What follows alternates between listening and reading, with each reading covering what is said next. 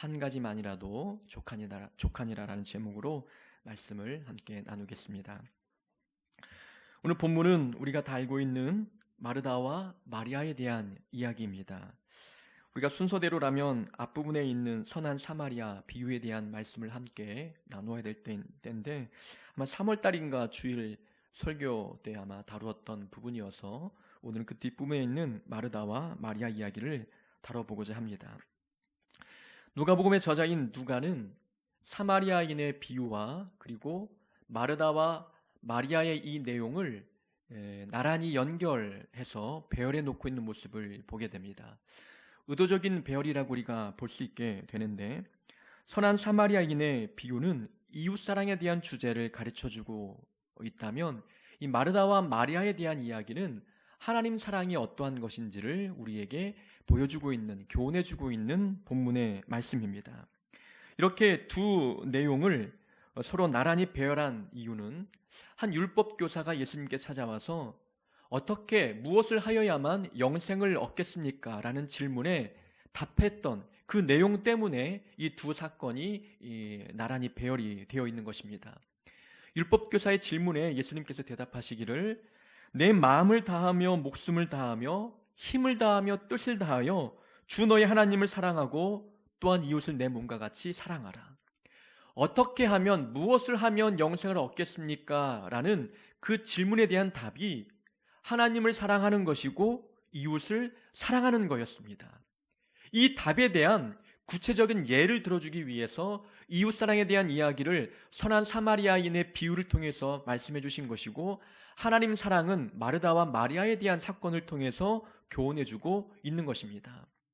이 질문을 던졌던 율법교사의 의도는 본인이 더 이상 무엇을 하여야만 되는지 궁금해서 물은 것이 아니라 이미 본인은 많은 것을 해왔고 지금도 완벽하게 율법을 지키고 있기 때문에 이렇게 질문을 던지면 예수님께서 그 정도면 충분하다라는 반응을 듣고 싶었던 것이지요.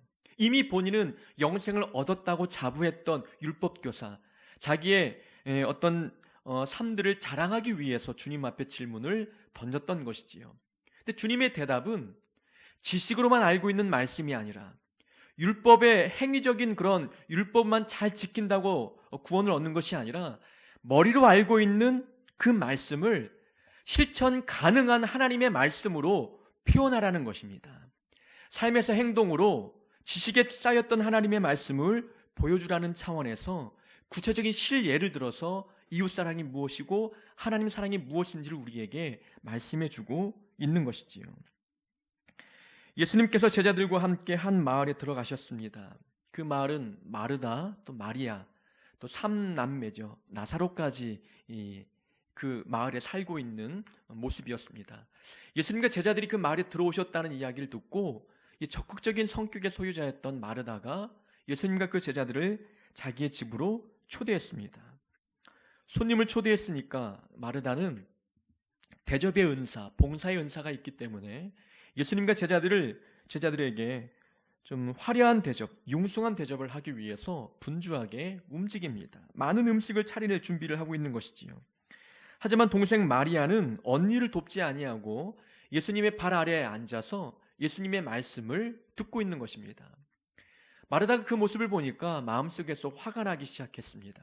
언니는 이렇게 바빠서 분주히 움직이고 있는데 동생은 예수님의 발 아래서 말씀을 듣고 있는 모습이 굉장히 얄밉게 보였던 것 같습니다. 화가 난 마음에 예수님께 찾아가서 주여, 내 동생이 나 혼자 일하게 두는 것을 생각하지 아니하시나이까. 제 동생으로 하여금 언니를 도우라고 이야기해 주면 좋겠습니다 라고 예수님께 부탁합니다. 예수님께서 그 말씀을 듣고 마르다야 타 이르십니다. 내가 많은 일로 염려하고 근심하나 몇 가지만 하든지 혹은 한 가지만이라도 족하다. 마리아는 이 좋은 편을 선택했으니 그것을 빼앗기지 않으리라 라고 말씀하십니다. 언뜻 이 예수님의 말씀을 보면은 마리아는 굉장히 어리석은 여인처럼 비춰지고 있는 것이지요. 마리아의 행위가 더 하나님 보실 때에 옳아 보이고 봉사하고 대접하는 이 마르다의 모습은 굉장히 무엇인가 가치 있는 것들을 놓친 듯한 느낌을 우리에게 보여주고 있는 것입니다. 어느 교회에서는 이제 여전도회의 이름을 이제 성경 속의 여인들의 이름을 사용해서 여전도 이름을 붙이지 않습니까? 대부분 막내 여전도는 이제 마리아 여전도라고 하고 그 위는 마르다 여전도회라고 이제 이름을 붙여요. 나이가 제일 많은 권사님들 은퇴하신 분들의 그 여전도회는 나이가 많은 한나라고 또 이름을 붙이기도 하지요. 근데 어떤 교회에서는 마르다 여전도의 이름을 사용하기를 굉장히 꺼려하는 그런 분들도 계십니다. 이 본문에 대해서 오해하고 있기 때문에 그런 거죠. 마르다는 말씀을 듣지 않고 일만 하다가 예수님께 책망을 들었기 때문에 우리 여전도회가 마르다 여전도회를 이름을 갖는다는 것은 좀 부끄럽다고 생각을 하는 것 같습니다. 그것은 마르다에 대한 오해, 오늘 본문 속에 담겨있는 교훈에 대해서 오해하고 있기 때문에 그렇습니다. 마르다는 굉장히 대접의 은사가 있는 사람이었고 그리고 무엇인가 봉사하는데 기쁨으로 즐겁게 하는 긍정적인 성격의 여인이었습니다. 적극적인 성격 때문에 예수님과 제자들을 집으로 초대한 걸 보면은 환대의 은사가 좀 있었던 것이지요. 그것만 보더라도 이 마르다의 모습은 충분히 우리가 본받을 만한 부분이 많이 있는 것입니다. 다만 문제가 무엇이냐면은 마르다는 그 열심과 충성과 그러한 노력들에 대해서 하나님이 보실 때에 약간 수정할 부분이 보인다는 것입니다. 마르다가 예수님을 대접하는 이 마음 자체가 잘못된 것은 아니지요. 손님이 왔으면 당연히 대접하는 것이 예의이고 도리입니다. 우리도 이제 신방, 가정 신방 예배를 드리기 위해서 방문해 보면은 과거에 어머니 세대 때 계신 분들은 오신 분들을 대접하기 위해서 예배 시간에도 수시로 부엌을 왔다 갔다 하는 그런 모습들이 좀 있지 않습니까? 그래서 잘못되었다라고 말하기가 좀 어려운 것이지요. 당연히 손님을 초대했으면은 그렇게 대접하는 게 예의였습니다. 한편으로는 마리아가 좀 언니를 빨리 도와주고 음식을 차린 다음에 와서 말씀을 들으면 좋을 텐데 마리아는 조금 깍쟁이 같은 모습이 좀 보이게 되는 것이지요. 이것은 마르다와 마리아를 비교해서 누가 더 옳고 누가 더 나쁘다라는 것을 말씀하는 것이 아닙니다. 교회 안에서 마르다처럼 일하는 분들도 계시고 마리아처럼 일하는 분들도 계십니다. 다만 그 일을 할 때에 우리가 무엇을 하느냐가 중요한 것이 아니라 그 일을 어떻게 하느냐, 어떤 마음으로 하느냐, 어떤 마음의 자세, 태도를 가지고 그 일을 하느냐, 이 부분에 대해서 예수님께서 우리에게 말씀해 주고 계시는 것입니다. 마르다는 옳은 일을 하고 있지만 그 옳은 일에 대한 마음 자세가 약간 잘못된 것입니다. 이것은 부엌 일을 하는 그 일에만 해당되는 것이 아니라 우리가 마리아 입장에서 주 옆에 나와 예배드리며 말씀을 들을 때에도 말씀을 듣는 그 행위 자체만 만족할 것이 아니라 어떤 마음으로 말씀을 듣느냐, 그 부분을 우리에게 교훈해 주기 위해서 오늘의 사건을 말씀해 주고 있는 것입니다. 서두에 말씀을 드린 것처럼 마르다와 마리아의 이야기는 하나님 사랑에 대한 주제를 우리에게 교훈해 주고 있습니다. 무엇을 하든지 하나님을 사랑하는 마음을 가지고 해야 된다는 것입니다. 예배에 참여할 때에도 하나님을 사랑하는 마음으로 나와야 하는 것이고 마리아처럼 말씀을 들을 때에도 하나님을 사랑하는 마음을 갖고 말씀을 들어야 되는 것입니다. 마르다처럼 부엌 일을 하거나 주방 봉사를 하거나 아니면은 그 이외에 다른 사역들을 할 때에도 하나님을 사랑하는 마음으로 그 일을 감당해야 된다는 것입니다. 부엌 일은 나쁘고 말씀 듣는 일은 좋다, 이런 개념이 아니라 어떤 일을 하든지 하나님을 사랑하는 마음으로 하느냐, 하나님 이 모습을 보신다는 것입니다. 열심으로만 할 것이 아니라 그 열심 속에 사랑의 마음이 담겨 있어야 하는 것입니다. 열심만 갖고 신앙생활 하는 것은 오래 가지 못합니다. 예배에 참여하는 그 열심, 주방 봉사를 하는 그 열심, 어떤 일을 하든지 그 열심이 어디에서 발원된 열심이냐라는 것입니다. 내 힘으로, 내 능으로 나오는 열심이냐, 내 의지에 의해서 나오는 열심이냐, 그렇다면 오래 가지 못하는 거예요. 끊임없이 누군가 격려해주고 누군가 인정해주고 칭찬해주지 아니하면 그 열심이 지속되기 어렵다는 거죠. 사람은 한계가 있는 존재이기 때문에 그렇습니다. 하나님을 사랑하는 마음으로 우리가 어떤 일을 임한다면 거기에 열심히 지속될 수 있는 거예요. 사랑에 빠져본 분들은 아시잖아요. 사랑에 빠져보면 그 사랑하는 대상을 위해서 열심을 냅니다. 그 열심이 지치지 않는 겁니다. 열심히 싣고 있다면 그것은 내 의지와 내 어떤 노력이 싣는 것이 아니라 사랑이 싣고 있는 거예요. 하나님을 향한 사랑이 싣고 있기 때문에 예배 참여의 열심과 그리고 봉사의 열심들이 줄고 있다는 것입니다. 우리가 주님 앞에 열심을 내는 것은 좋지만 그것보다 더 중요한 것은 하나님을 사랑하는 것입니다. 사랑하는 마음으로 주의 사역들을 감당할 때에 거기에 열심도 나오고 기쁨도 나오는 것이지요.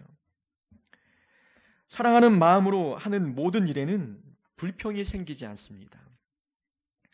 사랑하는 자를 위해서 하는 그 행위에 불만, 또 불평, 원망하면서 하는 사람이 어디 있겠습니까? 노동을 하는 것이 아니라 사랑을 하는 것이기 때문에 그렇습니다.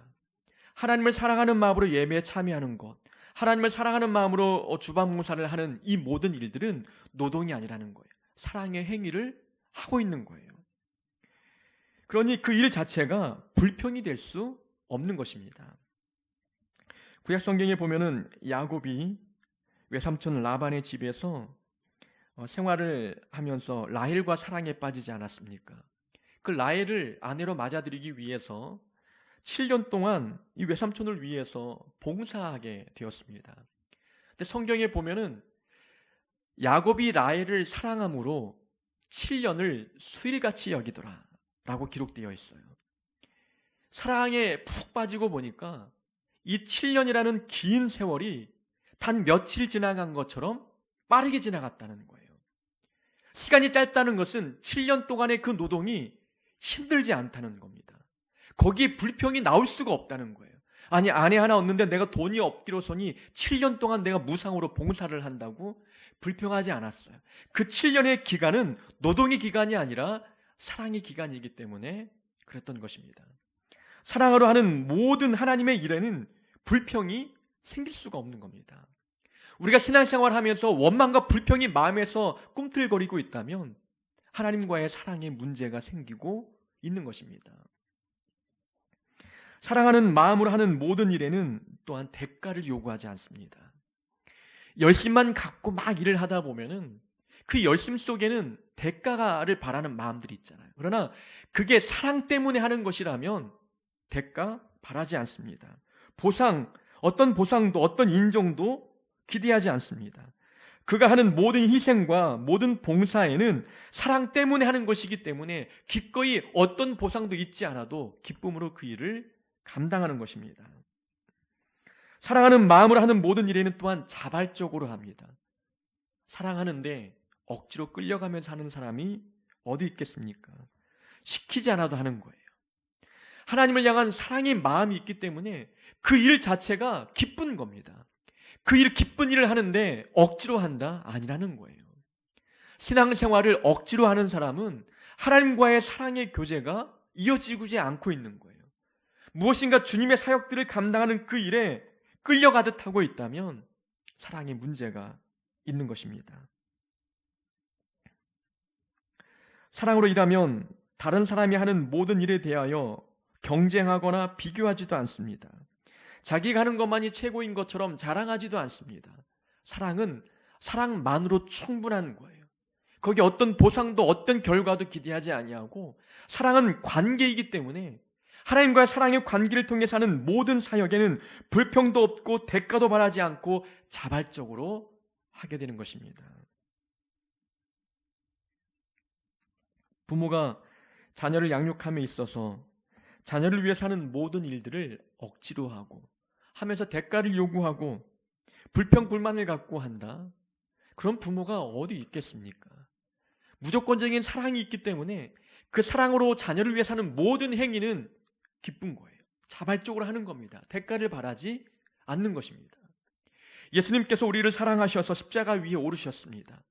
억지로 끌려갔습니까? 아니었습니다. 자발적으로 십자가 위에 올라가셨던 거였어요. 어떤 대가도 바라지 않았습니다. 단지 바라는 것이 있다면 하나님께서 우리의 죄를 용서해 주시는 것, 그것이 주님이 바라시는 유일한 소망이었습니다.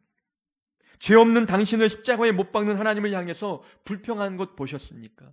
예수님은 우리를 사랑하기 때문에 그 사랑의 힘으로 말미암아 십자가의 그 두려운 사건을 불평 없이 대가 없이 자발적으로 십자가 위에서 죽으셨습니다. 신앙생활은 열심보다는 먼저 사랑하는 거예요. 하나님을 사랑하려고 노력하면 그 사랑의 힘으로 말미암아 열심이 나타나게 되어 있는 것입니다. 마르다와 마리아, 이 사건을 통해서 하나님은 우리에게 열심보다 하나님을 사랑하는 마음으로 모든 일에 임해야 된다는 것을 우리에게 말씀해 주고 계십니다. 마르다의 문제는 너무 많은 일을 한다는 거였습니다. 처음에는 기쁨으로 또 사랑하는 마음으로 그 일을 시작했지만 마음이 할 것이 너무 많으니 분주해졌습니다.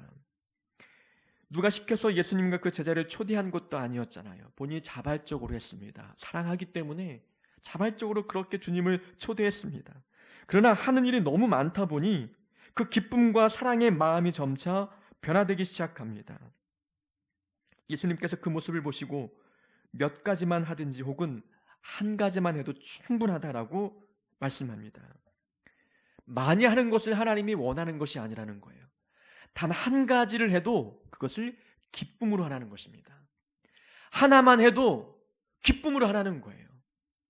우리는 일의 양으로 무엇인가 승부를 보려고 하지만 불평하면서 많은 일을 한다 한들 하나님께서 인정하시겠느냐라는 겁니다.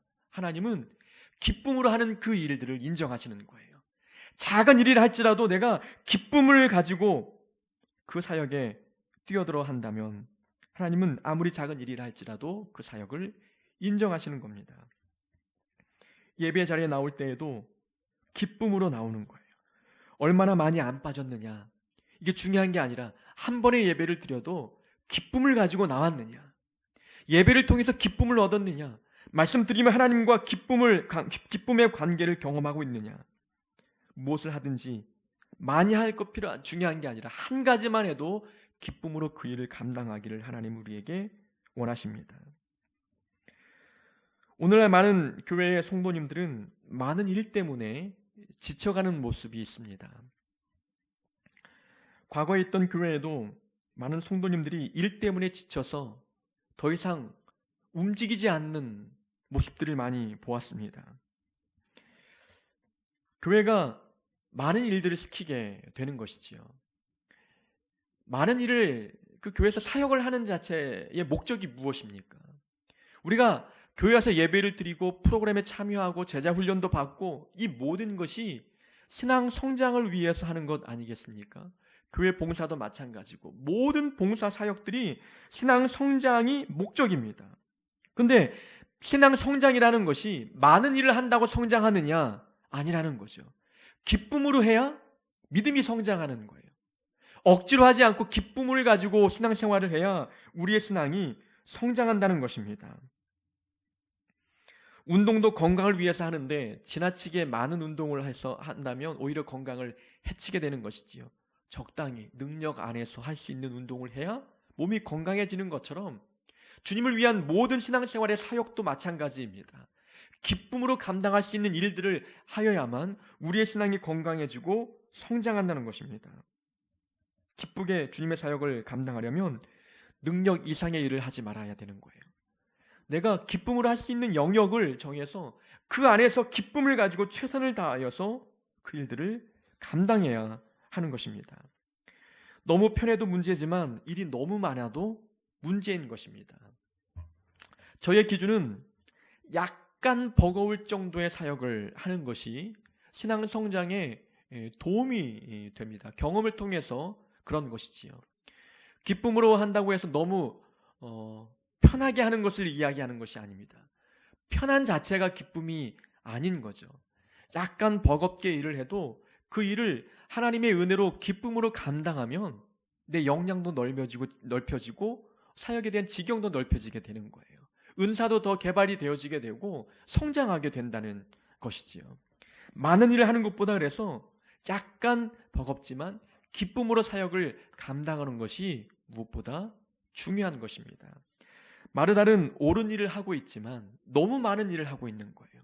정말 필요한 사역들을 하고 있지만 너무 많은 일을 하고 있는 거예요. 기쁨을 깨트릴 만큼의 많은 일들을 통해서 하고 있기 때문에 예수님께서는 그런 마음의 자세를 꾸짖고 계시는 것입니다. 마르다는 많은 일을 본인이 하면서 일하지 않는 마리아를 보고 불평했습니다. 자기의 기준으로 볼 때에 자기만 일하고 동생은 일하지 않는 것처럼 보이는 것이거든요. 보통 교회에서 열심을 다하여 일하는 사람들의 문제점이 거기에 있습니다. 나만 일하는 것 같아요. 나는 열심을 내는데 다른 사람들이 도와주지 않는 것 같아요. 나만 헌신하고 나만 교회 나와서 열심을 다하는 것 같고 누군가는 편하게 신앙생활을 하는 것 같습니다. 좀 도와주면 좋은데, 같이 책임을 지면 좋은데 자기 혼자 책임을 갖고 하려니 너무 힘든 것입니다. 주님께 찾아가서 마르다가 마리아를 비난하듯 이야기합니다. 주여, 내 동생이 나 혼자 일하게 두는 것을 생각하지 아니하시나이까. 그를 명하사 나를 도와주라 하소서. 마르다의 문제는 본인이 열심히 한다고 해서 자기처럼 하지 않는 사람을 비판하고 있다는 거예요. 이것이 교회에서 열심을 내는 사람들이 주의해야 될 모습인 겁니다. 나처럼 해야 다 잘하는 게 아니라는 거예요. 근데 본인이 열심을 다해서 일을 하니 나처럼 하지 않으면 다 일하지 않는 것처럼 폄하한다는 것입니다. 다른 사람이 하는 일은 중요하지도 않고 가치가 없다고 생각하는 겁니다. 나처럼 해야 옳은 것으로 생각하고 있는 것이지요. 예수님께 찾아와서 어떻게 하면 영생을 얻겠습니까? 질문을 던졌던 율법교사. 이런 자들이 이런 특징을 갖고 있지요.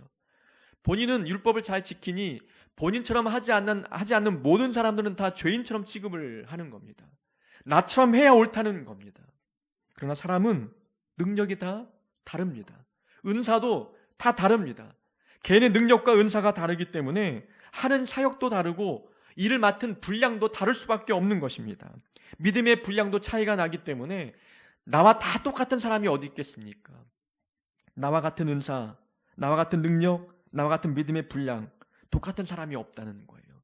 그러니 동일한 자기의 기준을 가지고 상대를 판단하는 것은 하나님 볼 때에 옳지 않다는 것입니다. 본인은 열심을 낸다면 본인만 잘하는 걸 생각하면 되는 거예요. 하나님과의 관계에서 본인이 열심을 내면 그것으로 만족하고 기뻐해야 되는 것이지요. 다른 사람이 어떻게 하는지는 보지 말라는 겁니다. 우리가 주님의 사역하고 신앙생활하는 게 하나님 앞에 하는 것이지 사람들 보라고 하는 게 아니지 않습니까? 사람 앞에서 하는 사람들은 다른 사람들은 어떻게 하는지 거기에 눈을 크게 뜨고 본다는 것입니다. 다른 사람이 어떻게 하든 그것은 내 소관이 아닌 거예요. 내가 하나님 앞에서 열심을 내고 내 능력 안에서 내 은사대로 기쁨을 갖고 사역하면 그것으로 만족하면 되는 것입니다. 자신의 열심을 핑계 삼아 타인을 비난하지 말라는 것을 오늘 본문은 우리에게 가르쳐주고 있습니다. 다윗이 사울 왕의 눈을 피해 도망 다닐 때에 그가 블레셋 지역의 망명으로 가서 살았던 적이 있습니다. 블레셋 왕이 다윗에게 시글락이라고 하는 동네를 주어서 그곳에 다윗과 그의 가족, 그를 따르는 모든 사람들이 살도록 했습니다.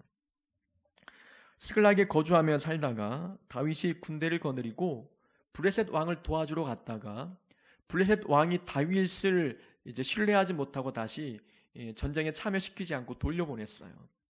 근데 동네로 돌아가 보니까 아말렉 족속이 그 다윗이 자리를 비우는 틈에 시글락 그 동네를 침공하여 아내를 빼앗아가고 자녀를 빼앗아가고 모든 가축을 빼앗아갔습니다. 다윗이 600명의 군사를 이끌고 이 아말렉 족속을 추격하기 시작했습니다. 그 거리를 따라잡아야 되기 때문에 굉장히 격렬하게 추격을 하게 되었던 것이지요. 부솔 시내에 도착했을 때에 600명 중에 200명이 지쳤습니다. 기진맥진해서 더 이상 부솔 시내를 건널 수 없게 되자 다윗은 200명을 부솔 시내가에 남겨두고 400명을 데리고 가서 아말렉을 치고 빼앗겼던 가족과 자녀와 모든 가축을 빼앗아 돌아오게 되었어요. 그뿐만 아니라 이 아말렉 족속이 가지고 있던 모든 가축들을 전리품으로 가지고 돌아오게 되었습니다. 부솔시내에 도착해서 힘들어서 따라오지 못했던 200명을 만납니다. 그때 다윗과 함께 전쟁에 참여했던 400명 중에 어떤 사람들이 이 남아있는 200명은 우리와 함께 전쟁에 참여하지 않았으니 우리가 가지고 온 전리품을 이들에게 하나도 나눠주지 맙시다 라고 다윗에게 이야기하는 거예요. 우리는 열심을 냈는데 우리처럼 하지 않는 그들에게 동일하게 전리품을 나누어 주는 것은 옳지 않다고 얘기하는 거예요. 그걸 받을 자격이 없다고 비판하기 시작하는 것이죠. 다윗이 그 모습을 보고 우리가 전쟁에 승리한 것도 우리 힘으로 한 것이 아니라 하나님이 이기게 하시는 것이고, 우리가 가족을 되찾아오고 전리품을 얻은 것도 하나님이 주신 것인데 우리가 한 것이 아닌데 어찌 마치 우리가 한 것처럼, 우리 노력의 결과인 것처럼 우리만 갖고 이들이 연약하다고 해서 주지 않을 수 있느냐 말하며 다윗은 똑같이 600명이 똑같이 그 전리품을 배분해 주었습니다. 사람의 마음이 그렇습니다. 나는 열심히 냈는데 열심히 하지 않는 사람들을 볼 때에 불평불만이 있는 겁니다.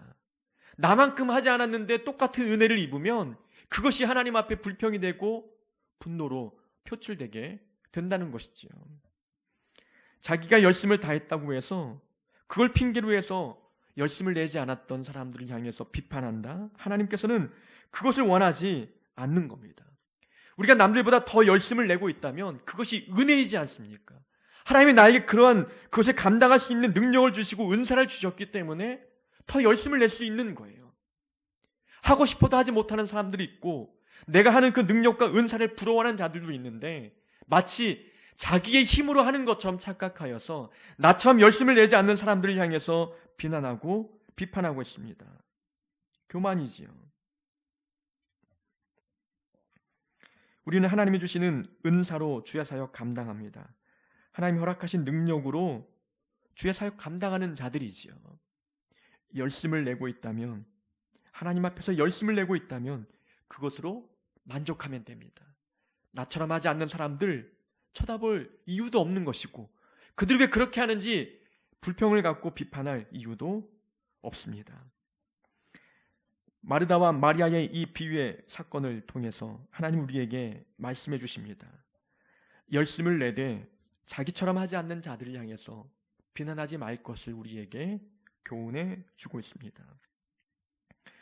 마르다는 참 옳은 일을 하고 있지만 그가 그 일을 하나님 보실 때에 잘못된 마음가짐으로 하고 있기 때문에 마르다를 책망하고 있는 것입니다.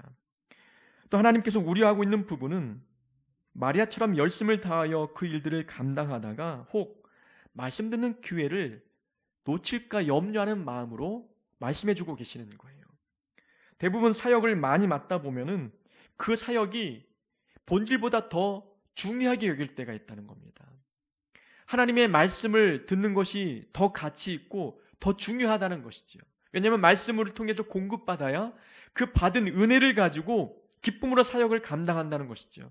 그러니까 일이 많다 보니까 그 일을 하기 위해서 기도 시간이 줄어들고 말씀 듣는 시간이 줄어든다. 하나님이 이 부분이 굉장히 위험하다는 것을 우리에게 말씀해주고 있는 것입니다. 가능하다면 말씀 듣는 기회를 놓치지 말 것을 우리에게 교훈해 주고 계십니다. 아무리 바쁘고 분주해도 해야 할 사역이 많다 할지라도 우리는 바쁠수록 일이 많을수록 더 하나님 앞에 기도하고 말씀 읽고 묵상하는 그런 영적인 신앙생활들을 영위해 나갈 수 있어야 하는 것입니다. 우리의 신앙생활의 목적은 무엇인가 이루기 위함이 아닙니다. 하나님의 말씀에 순종하는 것이 우리의 신앙생활의 목적입니다. 말씀을 들어야 순종할 것 아니겠습니까? 일만 하다 보면 그 일이 자기 일이 될 수도 있는 겁니다. 그 일만 하다 보면은 공급받는 게 없으면 그 일이 잘못된 방향으로 흘러갈 수 있는 거예요. 인정을 바라고 대가를 바라고 자랑하고 교만하고 그렇게 잘못된 마음을 갖게 되는 이유가 하나님의 은혜를 받지 못하는 겁니다. 말씀을 통해서 자기의 삶을 돌아볼 수 있는 기회를 얻지 못하기 때문에 예수님은 그러한 위험성을 감지하시고 사역 때문에 말씀 듣는 기회를 놓치지 않을 것을 우리에게 말씀해 주고 계시는 것입니다. 우리가 처음에는 기쁨으로 신앙생활하고 사역을 감당합니다. 그 처음에 가졌던 그 기쁨, 그 처음 마음이 시간이 흐를수록 변질되고 있지는 않습니까? 그 변질이 무엇 때문이겠습니까? 주님을 향한 사랑의 마음이 식고 있기 때문일 수 있습니다. 열심을 갖고 하기보다는 하나님을 사랑하는 마음을 가지고 신앙생활에 임하는 자들이 되어야 합니다. 많은 것을 하려고 하기보다도 기쁘게 할 수 있는 그 기쁨의 범주 안에서 주어진 사역들을 감당해야 합니다. 자기가 열심히 한다고 해서 자기처럼 하지 않는 타인을 비난하지도 말아야 합니다.